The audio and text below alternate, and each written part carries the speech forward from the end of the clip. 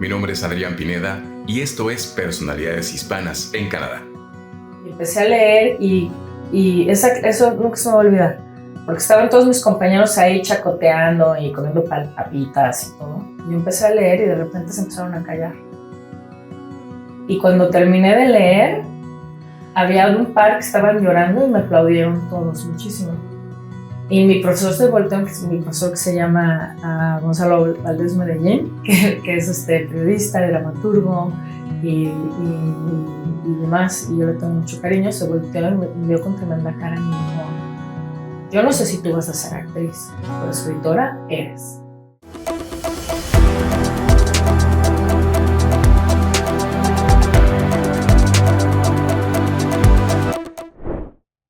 Imagínate que de joven tienes la fiel convicción de ser actor o actriz. Comienzas a prepararte, consigues algunos papeles en teatro y televisión y todo parece que tu carrera va viento en popa. Años más tarde te encuentras publicando libros en un idioma que no es el tuyo y dando clases en un país ajeno. Esta es solo una parte de la historia de Marta Batis, una renombrada escritora méxico-canadiense que ha aprovechado su talento, conocimiento y experiencia para crear grandes historias y además compartir su pasión por la escritura con aquellos interesados en seguir su camino. Muchas gracias por acompañarme una vez más en Personalidades Hispanas en Canadá. Antes de iniciar, quiero recordarte que nos sigas en nuestra página de YouTube y que le des clic a la campanita para poder estar al tanto de la amplia gama de contenido que Hispanic Canadian Arts tiene para ti. Ahora sí, conozcamos un poco de la vida de Marta Batis. ¿En qué idioma piensas? ¿En qué idioma sientes? Qué buena pregunta. Pues ya en los dos, ya en inglés y en español, y dependiendo si de repente se me cruzan los cables o dónde esté, de repente también pienso en alemán, porque crecí en el colegio alemán en México, entonces de repente cuando estoy contando o cuando estoy haciendo cosas así, pienso en alemán también. Hace un año estuve estudiando francés, entonces de repente también hay cosas que vienen. Entonces ahorita tengo el cerebro hecho una sopa, un puré, pero en general en español e inglés. Ok. Esta cuestión de la multiculturalidad, los idiomas, pues te viene desde muy chica, ¿no? Justamente ahora que comentas lo de colegio alemán. ¿Cómo surge todo esto de empezar a ver otros idiomas? Pues es gracias a mis papás y en particular a mi mamá, que le gustaba mucho la literatura alemana, la música clásica alemana en particular. Entonces quería darnos a mi hermano y a mí la ventaja de leer ese idioma sin traducción y conocer la cultura. Entonces nos metió a ese colegio sin que hubiera nadie de Alemania en nuestra familia ni nada. Y pues fue una maravilla, ¿no? Ahí crecimos los dos, ahí estudiamos, aprendimos el idioma muy bien, aprendimos sobre la cultura, aprendimos el inglés también, con una base bastante sólida. Entonces ya, la verdad en ese sentido fui muy privilegiada con el tipo de educación que recibí, que me dejó las bases bien firmes para construir luego más adelante, meter otros idiomas, tratar de entender mejor el mundo, ¿no? Y cuando ya has crecido con la mente abierta de esa manera. Pasaste como de empezar a recibir estos idiomas como una cuestión, pues, de académica en tu escuela, todo esto, pero en algún momento dijiste, bueno, yo me voy a dedicar a esto, y entonces viene esta licenciatura en lengua inglesa. ¿Cómo te visualizabas en ese momento empezando a tomar ese camino? Pues fíjate que yo estaba haciendo teatro. Y qué chistosa pregunta, no había pensado en eso, hace años que no pensaba en esto. Estaba haciendo mi carrera de actuación en México. Y entonces mis padres me decían, es que con la carrera de actuación no es suficiente, además esa escuela ni siquiera es reconocida. Tenían razón, ¿eh? No era una escuela reconocida, entonces el título valía queso. Así que me dijeron, tienes que ir a la universidad. Y yo no se me antojaba ir a la universidad para hacer nada. Mira, yo ahorita estoy en la universidad y tengo un doctorado. Pero en esa época era así como que, no, yo no necesito el papelito. Ya sabes, adolescente rebelde. El papelito no significa nada. Mis papás, si no hay papelito, se acaban tus privilegios de hija. Entonces, ante eso, dije, bueno, me voy a entrar a la universidad. Y siempre me había gustado la literatura. Dije, bueno, eso va a ser lo menos doloroso para meterme a estudiar. Me va a gustar, lo voy a disfrutar. Y decidí meterme a la UNAM en letras inglesas porque, como por mi amor al teatro, dije, pues quiero estudiar Shakespeare. Quería estudiar Shakespeare con Alfredo Michel, que es el mejor profesor de teatro en inglés que hay en México. Claro. Y entonces dije, al estar en letras inglesas, me voy a meter a letras inglesas a estudiar eso. Y por eso entré, pero cuando yo entré, Alfredo Michel salió. Entonces, luego cuando lo conocí, le reclamé, le dije, yo me metí a estudiar esto para ser tu alumna. Y de repente ya no estás, porque se mudó yo entré al sistema abierto, porque estaba haciendo teatro. Entonces, no podía estar con un horario de clases todos los días.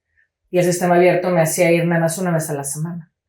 Entonces me metí al abierto y justo ahí fue cuando Alfredo se mudó al escolarizado, al que era del diario, y ahí ya perdí la oportunidad de estudiar con él. Pero la verdad, amé la carrera de letras inglesas, me encantó porque obviamente mejoré mucho mi inglés. Leí obras que no hubiera leído de otra manera, entendí un montón de matices acerca de la literatura en inglés, tanto estadounidense como británica, como irlandesa, como canadiense también, porque leímos de todas durante esos 4 años en la UNAM. Entonces fue muy enriquecedor, pero sí, o sea, si te soy muy honesta, no lo hice porque yo hubiera querido, ¿no? Lo hice bastante bajo presión, a regañadientes y todo, y quejándome, ¿no? A lo largo del camino. Yo no quería y eso no me gustaba. Porque tú te visualizabas en un escenario, ¿sabes? Claro. Como una actriz haciendo algo de drama, algo intenso, ¿no? Claro, y aparte, bueno, sí, yo estaba haciendo la escuela de teatro, pero después ya entré a trabajar a Televisa, hacía telenovelas, hacía teatro, hacía cortometrajes, todo el tiempo estaba haciendo cosas y tenía que ir a mis clases en la UNAM. Entonces no te cuento la cantidad de veces que llegué a la UNAM saliendo de grabar en Televisa con el maquillaje así, 3 metros de maquillaje en la cara y el pelo, como se usaba en esa época, ¿no? Así de pájaro loco y así, el spray y la ropa que te pone a esperar a Televisa, pues no es la ropa que te pone a esperar a la Facultad de Filosofía y Letras de la UNAM. Claro. Entonces, claro que y luego yo... Filosofía y Letras. Además, entonces yo entraba y todo me veía con así, ¿de dónde escapó? O sea, ¿qué viene a hacer aquí? Era un horror. Entonces, la verdad fue una época así muy, híjole, ¿cómo te puedo decir? Muy loca de mi vida, porque traía ese desfase, ¿no? De andar con mis ondas de actriz de tele, con toda la superficialidad que eso implica, y mi viper de esa época donde me decían, ¿tienes llamada mañana?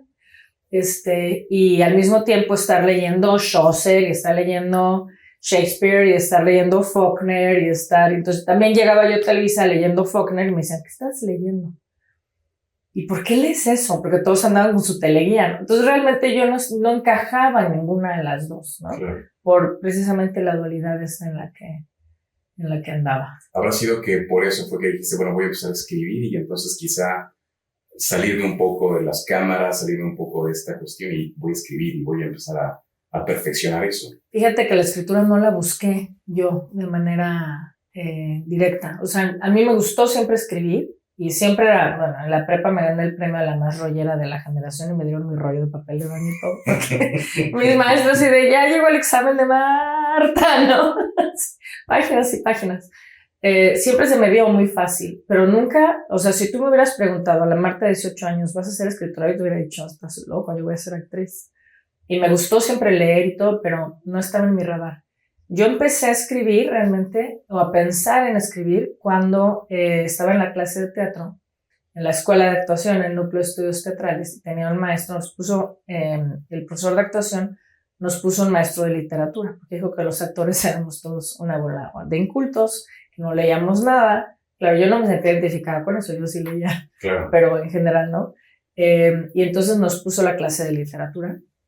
Y en esta clase de literatura, donde además leí textos impresionantes que me dejaron muy marcada, ¿no? De Oscar Wilde y bueno, obviamente Chekhov y todo. Hubo una tarea que nos dejó de escribir un cuento.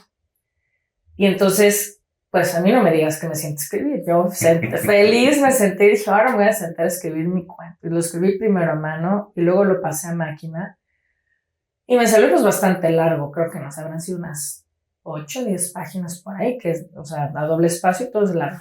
claro. Y llegó la clase donde había que leer el cuento, Y todo el mundo leyó su cuento y todos habían escrito, pues no sé, 2 páginas de cualquier cosa.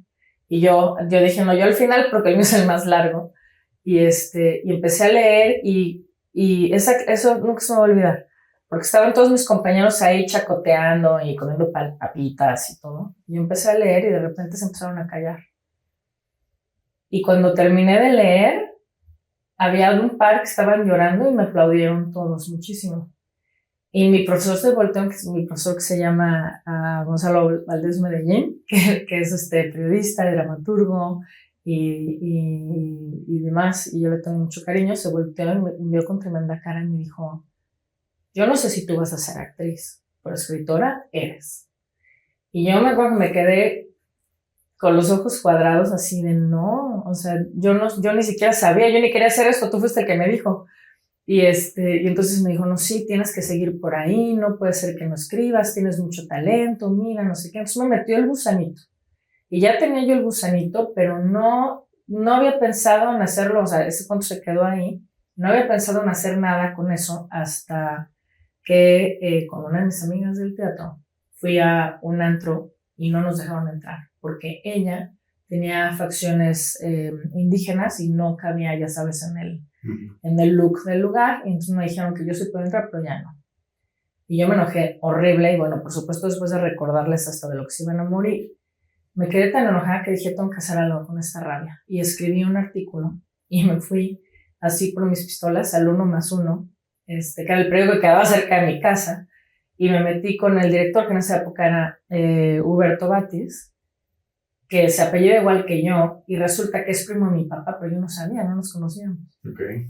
Y entonces llegué con él y le dije, bueno, mire, señor, pues yo soy fulanita y escribí esto, y me gustaría mucho que lo hubiera publicado, porque me parece que hay que denunciar la injusticia que acabamos de vivir. Y entonces lo leyó, y bueno, por supuesto me preguntó, ¿de quién es hija? Y no sé qué, pues tu papá y yo somos primos segundos, pero pues nunca nos hemos visto, mucho gusto, tú eres mi sobrina, y yo así, que a toda. Y entonces leyó el artículo y me dijo, está perfecto, se lee súper bien, no le tengo que hacer ningún cambio. Va a salir el próximo jueves y para el martes siguiente quiero tu siguiente colaboración. Y ahí fue otra vez donde yo me quedé con los ojos. Dije, no, o sea, yo traía este articulito nomás y ya luego me iba a mi casa. Y él me dice, no, tienes una muy buena voz y se necesita hablar de estas cosas. Entonces, además le gustó que yo en esa época era muy irreverente y desparpajada y decía las cosas con una salvajez que ya se me quitó. Pero era muy muy directa, vamos a decir. Demasiado. Y fuerte, entonces, y enojona, entonces todo eso estaba ahí. Y me quedé con esa columna del 1+1 9 años. Pero fue así de llegar así, ¿por dónde está la oficina? Y eres colaborador. Y nada más porque estaba enojada, ¿me entiendes? Así, quería denunciar a los malditos del antro Entonces realmente lo que me pasó con la literatura fue que las puertas empezaron a abrir. O sea, ya de repente llegué con un artículo que escribí en mi casa sin saber ni cómo, o sea, de manera realmente muy empírica. Y se abrió esa puerta. El cuento me dejó el gusanito, entonces vi después una convocatoria para las becas de Bellas Artes. Uh-huh. Dije, bueno, pues estaría bien para tener un taller, para ver cómo es eso. Y entonces ese cuento que escribí lo mandé como muestra de trabajo, sí, porque sean algo de muestra de trabajo, yo pues esto es lo único que tengo y lo mandé y me gané la beca. Entonces llegué es una beca que le dan a muy poca gente. Pues era una beca que daban a chavos muy jóvenes como era yo en esa época, tenía 22 años, no sabía nada. Y llegué y ya que me la dieron me dio pavor, dije, se van a dar cuenta de que soy una impostora, que no sé nada. Me la van a quitar y voy a pasar una vergüenza, voy a avergonzar a toda mi familia, esto va a ser un horror. Mejor llego el primer día y les digo que ya no. Y llegué el primer día y le dije a Daniel Sada, yo creo que no debería estar aquí, porque yo la verdad no sé nada y no he leído, porque aparte de los chavos con los que estaba en la beca, cuando Daniel preguntó, ¿qué han leído últimamente? Sacaron una lista como de 30 cosas. Y yo tenía pues mis, no sé, poquitos libritos que había leído en la escuela de teatro y lo que leía por mí misma, pues no eran ni 10, yo creo, de lo que había leído recientemente. Entonces, pues llegué, yo sí fui muy honesta, elegí, yo creo que yo me debo de ir y mejor le das a otra persona, no sé qué. Y Daniel Sada me dijo, no, de ninguna manera te vas porque tú tienes mucha madera y yo te quiero formar y no sé qué. Entonces, así me quedé. Y ya que se acabó esa beca, yo dije, ¿y ahora qué? ¿Y ahora con quién voy a escribir? Yo no me puedo quedar sin taller, porque aparte del taller te da una disciplina y te da fechas límites para escribir y entregar y todo eso. Entonces dije, ahora necesito otra beca. Entonces solicité la del Centro Mexicano de Escritores y dije, esa sí seguro no me la van a dar, porque esa es para pura gente increíble y esa no. Pero la mandé nomás por no dejar, y esas de esas cosas que dices, bueno, ¿para qué no quede por mí? Y me fui de vacaciones y me desentendí.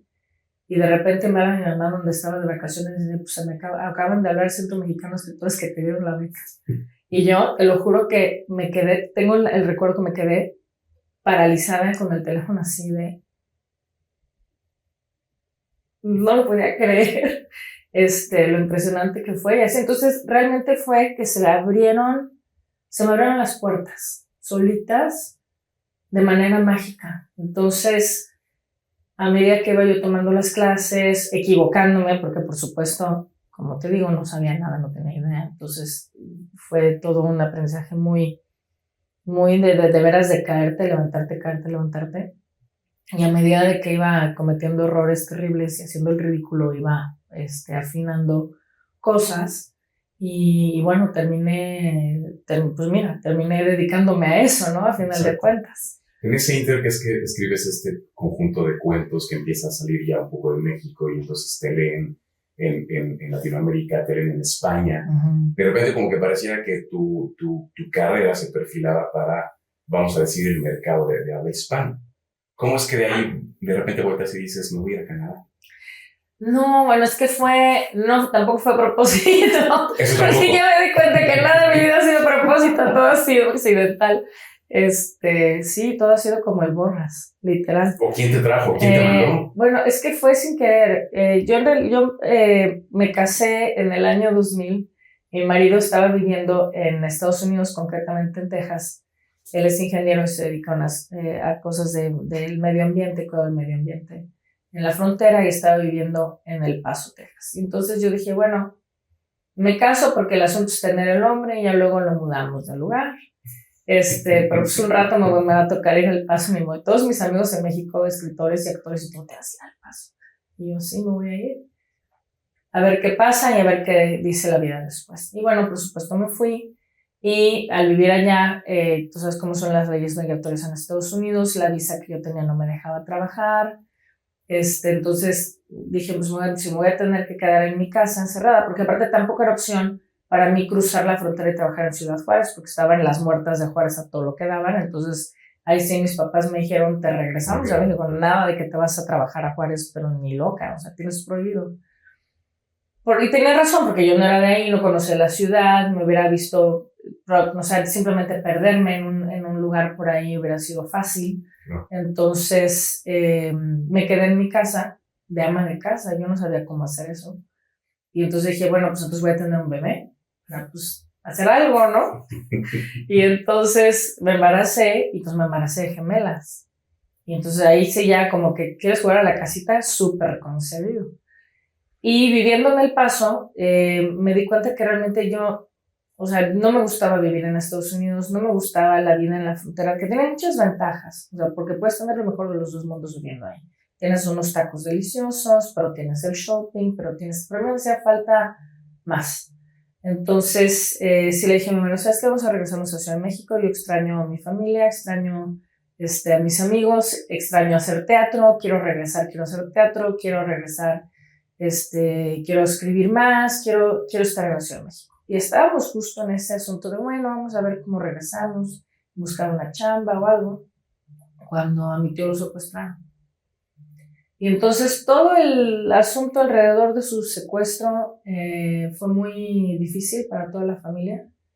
Y yo ya tenía mis hijas, y entonces me entró el miedo. Dije, si me regreso a México y las secuestran a ellas, y si estoy un día en un alto y llega alguien con una pistola y me las quita. O sea, yo ya vivía en un lugar en donde no tenía que tener miedo de salir, y donde no tenía que tener miedo de que me las robaran si iba al súper o si iba, ¿no?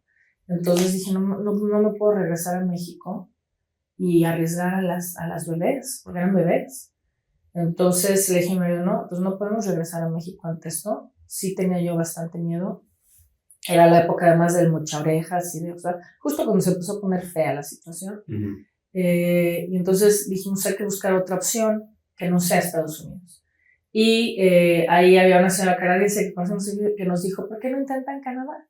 Y bueno, obviamente en esa época, ¿quién se quería venir a Canadá? Solo hace 20 años nadie. Y desde Estados Unidos menos. Claro. O sea, de hecho el consulado de Canadá en Buffalo lo cerraron porque no tenían trabajo, porque nadie quería hacer nada ahí. Yo creo que nosotros fuimos el último expediente que sacaron de ahí porque todo fue rapidísimo. Mandamos la solicitud al consulado de Canadá en Buffalo, lo revisaron, nos mandaron de regreso, no sé qué. Pero eso te cuento largo, en 6 meses ya teníamos todo para venirnos para acá.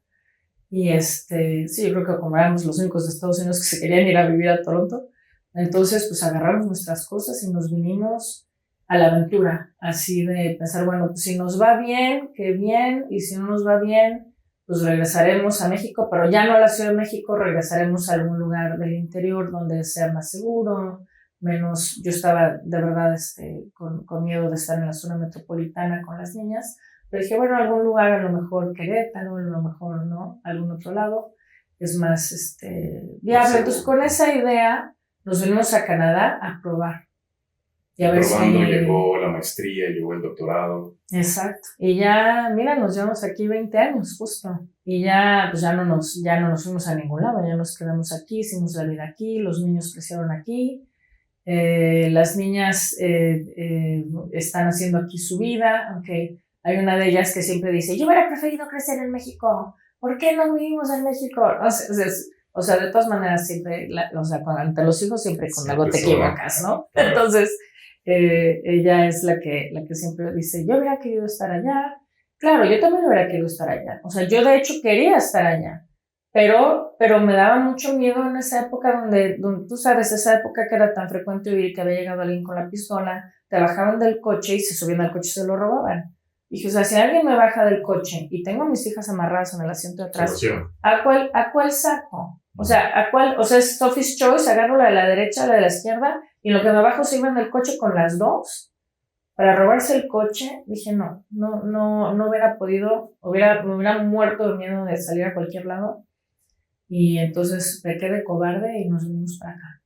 ¿Has visto desde aquel entonces, Marta, pues el crecer este país, vamos a decir en términos migratorios, pensando en la población de habla hispana, los mexicanos, ¿no? Que últimamente somos muchos?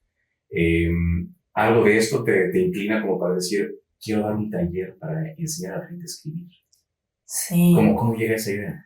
Pues yo desde que llegué quería tener eso, porque como te digo, lo había tenido en México con mis becas. Tuve la beca de Lima, la del Centro Mexicano de Escritores, y después la de Jóvenes Creadores, que nosotros decíamos jóvenes precarios del FONCA, ¿no? Claro. Entonces, después de esas 3 becas y los talleres que tuve ahí, pues me quedé con esa necesidad de tener un marco de trabajo con calendario de entregas, con proyectos fijos para perseguir y ya no pude porque me casé, tuve las hijas, toda esta historia. Entonces, cuando llegué a Canadá dije, aquí es donde puedo a lo mejor buscar eso otra vez. Y llegué y busqué talleres en español para integrarme. Y los que encontré que existían en esa época eran muy en plan de vamos a tomarnos un café, yo leo mis cosas, tú lees tus cosas, nos aplaudimos y todo es bonito. Y ese no era el tipo de taller que yo quería. Yo quería un taller como el del Centro Mexicano de Escritores donde me digan, ¿cómo te atreves a traer esta mierda? Porque así yo aprendí bueno, es que además en el colegio yo aprendo así. Entonces, si a mí me decían como que, ay, qué bonito está, y aplauso, era así como, no funciona. Entonces, me fui a tomar clases entonces en inglés. Dije, me voy a meter a un taller en inglés. Y encontré los cursos del certificado de escritura creativa en la Universidad de Toronto, en la Escuela de Educación Continua. Y los tomé y dije, bueno, pues me voy a meter a escribir en inglés y ya, y por lo menos eso me va a dar la disciplina que estoy buscando. Claro. Y me van a decir por dónde estoy bien, por dónde estoy mal y eso, ¿no? Pues tú lo que buscabas era seguirte exigiendo a ti como sí, escritora. Exacto. No para enseñar, no para dar clases. Porque no había, no. O sea, eso, y aparte yo no me sentía capaz, ¿sí sabes? O sea, cuando yo llegué acá, llegué como llegamos todos. donde te sientes que pues, no conoces a nadie, no eres nadie, te tienes que reinventar, no sabes dónde está el súper, te vas a poner a dar clases, o sea, y tenía las hijas chiquitas y todo, no se me hubiera pero ni ocurrido pensar en dar clases en ese momento. Yo lo que quería era aprender a escribir mejor. Claro. Y seguir escribiendo y aplicar lo que aprendía a lo que yo escribía en español. Obviamente para las clases escribía en inglés, pero lo que estaba entregando en inglés era una autotraducción de algo que había escrito en español. Y terminé el certificado al mismo tiempo, fíjate, al mismo tiempo que mi doctorado, los hice a la par. Porque sentía que el certificado de escritura creativa me desintoxicaba de la academia. Y me quitaba como la jerga académica que es así como que no te deja moverte. Bueno, que a mí no me deja moverme, aunque todo el respeto a mis colegas académicos que escriben muy bonitos sus cosas. Para mí eso me costaba mucho trabajo. Entonces mis cursos de escritura creativa eran como de ahora sí, ya puedo escribir lo que yo quiero. Y cuando los terminé el certificado en el año 2008 y mi doctorado lo acabé en el 2000, los hice al mismo tiempo. Llegué con el director del programa, que por supuesto ya me conocía, ya como estudiante y todo, había estado en mi panel de proyecto final. Le dije, bueno, ahora sí ya me conoces. Y de repente ahora sí ya había yo estado dando clases en la Universidad de Toronto de español, pero ya tenía años, ¿no? Dando clases, unos buenos 4 años de dar clases, de tener esa experiencia, de sentir por fin que ya no era impostora, tanto, ¿no? En eso que podía más o menos intentar llevar un salón de clases bien. Y le dije, pues, ¿por qué no me dejas recrear lo que hice en inglés en español? Entonces, si me das los programas de curso en inglés, yo puedo buscar el equivalente en español, con textos en español, con todo en español, y lo podemos ofrecer a la gente que llegue como yo, que quiere escribir de manera disciplinada, que quiere hacerlo con entrega, que no quiere venir al aplauso ni al café. O sea, si les decías, ¿cómo se te ocurre crear esto? No. Yo no he sido así, y jamás, nunca se me hubiera ocurrido. Yo digo que eso me sirvió a mí, ¿no? Pero, y que además que a mí no me lo hacían, yo tenía bastante buena suerte, pero se lo hacían la gente ahí en el taller enfrente de mí, se siente horrible. Pero sí ser exigente en la escritura, es decir, yo soy muy, ¿cómo se dice? Firme en bueno, si tú quieres escribir esto y para escribir esto necesitas hacer A, B y C. Y yo te llevo de la mano hacia el punto A y te llevo de la mano hacia el punto B, te llevo de la mano hacia el punto C, si tú quieres. Pero, o sea, esos son los pasos que tenemos que tomar. Claro. Y de manera muy consciente y muy así, pero claro, mi personalidad no es beligerante en ese sentido. Entonces, obviamente, todo lo he tratado de hacer siempre de manera muy respetuosa y muy... de veras, de ser buena colega, ¿no? De compartir lo que yo aprendí, porque también hubo gente maravillosa que compartió conmigo su conocimiento y yo me siento que sería muy avara si no lo compartiera con otras personas también. Entonces, eso era lo que yo quería hacer. Y fue también la manera de experimento, Dijimos, bueno, vamos a ver qué pasa y a ver si responde alguien y si viene alguien. Y si vino gente. Y ha seguido viniendo, gracias. Sí, que sigan viniendo. Entonces llevamos desde el 2009, pero yo estaba embarazada de mi hijo cuando di ese curso, cuando lo di. Y di a luz, de hecho, a la mitad del curso, falté una semana que vino un amigo mío, también profesor de la Universidad de Toronto, poeta, y dio una clase de poesía, como para suplirme, y luego regresé yo recocida de la cesárea a terminar el curso. Imagínate lo terca, Por eso te deja el teatro. O sea, el teatro es así de, aunque me esté muriendo de función. Pues así soy yo, aunque me esté muriendo, doy la clase. Entonces, así empezamos. Y bueno, desde entonces han venido un montón de gente maravillosa a tomar esos cursos, a querer escribir, a estar abiertos a mirar su texto con la objetividad que se necesita, a desenamorarse de sus palabras, que es lo que se necesita para poder trabajar algo y hacerlo mejor. Entonces, pues es un proceso de de humildad por el que hay que pasar cuando uno está queriendo escribir mejor, porque para eso tienes que primero aceptar que lo que escribiste no es maravilloso, ¿no? Entonces, si ya partes de la premisa de esto no es maravilloso, vamos a ver cómo lo podemos mejorar, pues ya tienes más de la mitad del camino recorrido, ¿no? Claro. Te voy a hacer una pregunta de espectáculos. ¿Cuándo te vamos a volver a ver en un escenario? Uy, me encantaría. Bueno, con Amanda Martínez te vas a morir de la risa, pero canté. Y hace años que no cantaba en público. Y de hecho, sabes que mis hijos no me habían oído cantar. Entonces ahí se llevaron hasta mi marido la sorpresa del siglo cuando cantamos las dos. Y dijeron, wow, ¿cómo es posible que no te hayamos oído cantar? Bueno, a lo mejor si se presenta la oportunidad vuelvo a actuar, pero no lo he buscado tampoco porque sé que es muy absorbente. Y con las clases que estoy dando, y todavía mi hijo tiene 14, necesita que esté ahí, no me puedo despegar con lo intenso que yo sé que es el teatro y la parte de los ensayos y todo eso, y luego las funciones, aunque no sea mucho tiempo, sí son un buen par de meses que no puedo hacer otra cosa. Entonces, estoy esperando que crezca el nene y a lo mejor después ya... A lo mejor regresas. Me encantaría, porque amo el teatro y amo estar en el escenario y amo memorizarme las cosas y decirlas. Y yo creo que también por eso amo escribir, o sea, vivo la escenificación a través de eso. Claro.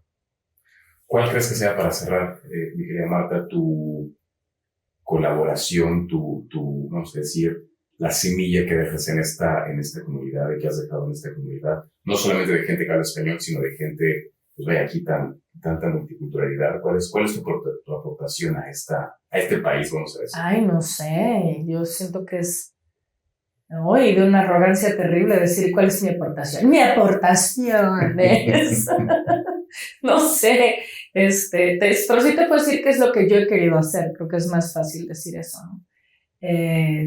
Porque sí, mi epitafio tiene que decir, Dios sabe que por lo menos lo intentó, ¿no?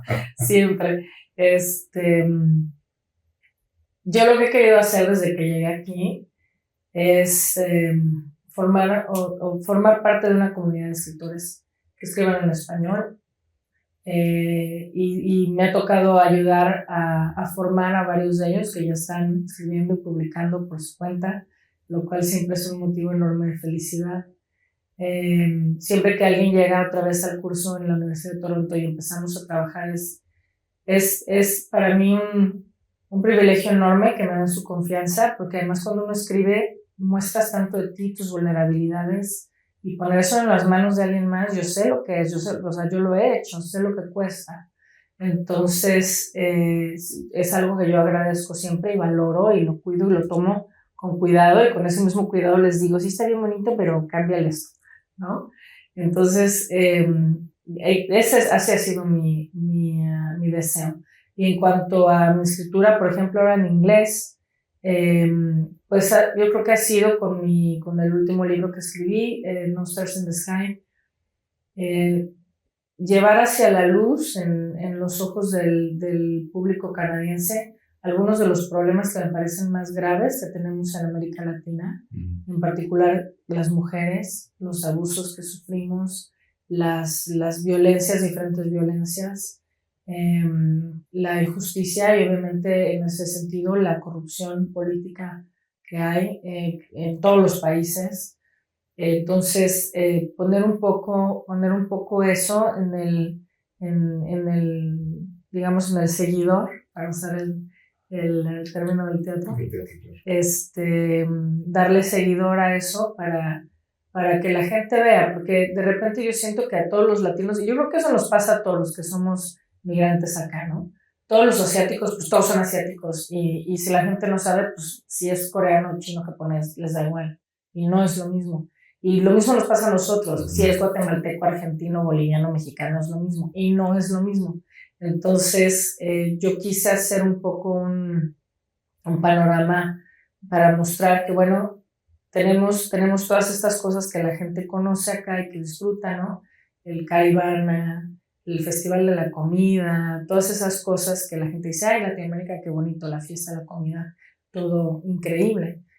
O luego leen las noticias y dicen, ay, sí, qué horror, pero no se detienen a pensar en las personas de manera individual, ¿no? O sea, si muchos de esos dicen, ay, sí, ese país tiene muchos problemas. El país tiene problemas, no, los que tienen problemas son las personas individual, y cada uno tiene su propio problema. Entonces yo me enfoco en los problemas mayormente de las mujeres, de las madres. En este último libro también hablo mucho de la maternidad, de lo difícil que es ser madre hoy en día, y abordar eso, y ojalá con eso abrirle la visión a alguien, conmover a alguien, hacer que se interese, que busque cómo ayudar, o que simplemente en su siguiente viaje a América Latina esté consciente, ¿no? De que detrás de las sonrisas, detrás de la felicidad, detrás de todas estas cosas, pues hay seres humanos que necesitan que se les vea como seres humanos, no como estereotipos.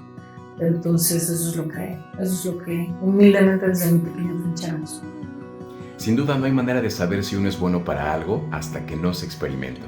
Y Marta nos da con su ejemplo una cátedra de ello. Ya nos estaremos encontrando nuevamente con más historias de hispanos destacados en Canadá que nos confirman que también fuera de nuestros países podemos hacernos un espacio de gran éxito. No te olvides de seguirnos y activar la campanita en nuestra página de YouTube. Mi nombre es Adrián Pineda. Hasta la próxima.